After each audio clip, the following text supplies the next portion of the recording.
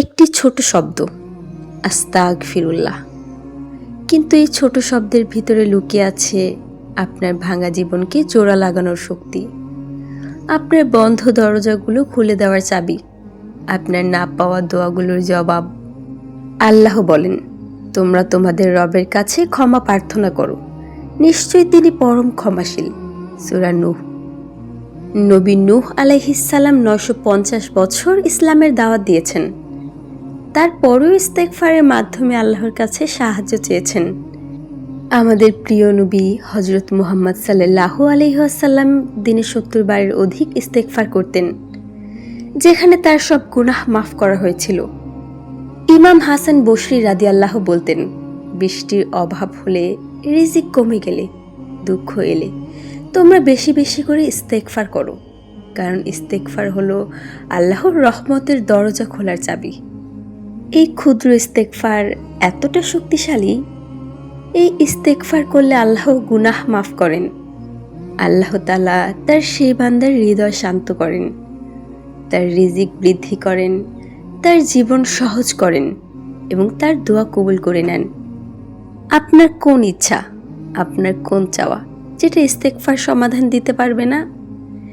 ইস্তেগফার করলে দুশ্চিন্তা দূর হয়, ইস্তেগফার করলে সমস্যার সমাধান আসে, ইস্তেগফার করলে আল্লাহ সন্তুষ্ট হন, ইস্তেগফার করলে জীবনে বরকত আসে, ইস্তেগফার করলে আল্লাহ বিপদ দূর করেন। এই ইস্তেগফার করলে অজানা রিজিক আসে, ইস্তেগফার করলে গুনাহ মিটে যায়, এই ইস্তেগফার করলে অন্তর আলোকিত হয়, ইস্তেগফার করলে আল্লাহর নৈকট্য পাওয়া যায়, এই ইস্তেগফার করলে গোপন গুনাহ মাফ হয়ে যায়, ইস্তেগফার করলে ফেরেশতারা দোয়া করে, ইস্তেগফার করলে জীবনে শান্তি আসে, ইস্তেগফার করলে শয়তানের প্রভাব কমে, ইস্তেগফার করলে দোয়ার দরজা খুলে যায়। ইস্তেগফারকারীকে মহান রাব্বুল আলামিন ভীষণ ভালোবাসেন। ইস্তেগফার করলে হৃদয়ের কালো দাগ দূর হয়, ইস্তেগফার করলে তওবা কবুল হয়, ইস্তেগফার করলে জীবনে এমন সফলতা আসে যেটা কল্পনায়ও আসে না। এই ইস্তেগফার করলে আল্লাহ সাহায্য করেন। এই ইস্তেগফারের ফলশ্রুতিতে মহান রাব্বুল আলামিন আপনার জন্য এমন গোপন সাহায্য পাঠাবেন যা আপনি কখনো কল্পনা করেননি। ইস্তেগফার করলে আখিরাত সুন্দর হয়, ইস্তেগফার করলে কবর সহজ হয়, এই ইস্তেগফার করলে জাহান্নাম থেকে বাঁচা যায়, এই ইস্তেগফার করলে জান্নাতের পথ সহজ হয়। জীবন বদলাতে চান, ইস্তেগফার করুন, মহান রাব্বুল আলামিন নিখুঁত করে আপনার জীবন বদলে দিবেন।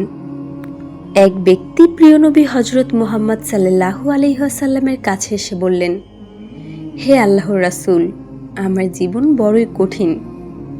নবী করিম সাল্লাল্লাহু আলাইহি ওয়াসাল্লাম বললেন, তুমি বেশি বেশি করে ইস্তেগফার করো, কারণ আপনার জীবনের সবচেয়ে বড় সমস্যা হতে পারে আপনার ইস্তেগফারের অভাব। হে আমার বোন, আপনি কখন এবং কেন করবেন ইস্তেগফার?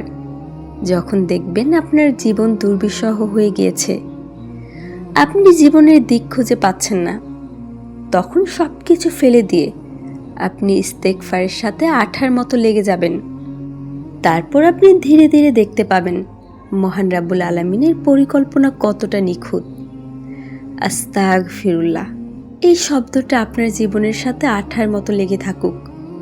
হয়তো আপনার অনেক দোয়া এখনো কবুল হয়নি, আপনার চোখে এখনো অশ্রু, কিন্তু মনে রাখবেন, আর তোমাদের রব বলেন, তোমরা আমার কাছে দোয়া করো, আমি তোমাদের দোয়া কবুল করব। তাই বোন আমার, থেমে যাবেন না, ইস্তেগফার ছাড়বেন না, কারণ আল্লাহ কখনোই তার বান্দাকে খালি হাতে ফিরিয়ে দেন না। হে আমার রব, আমাদের সকল গুনাহ মাফ করে দিন, আমাদের জীবনকে বরকতময় করুন এবং আমাদেরকে আপনার প্রিয় বান্দাদের অন্তর্ভুক্ত করুন। আমিন। As I look to nature's beauty, dazzle them I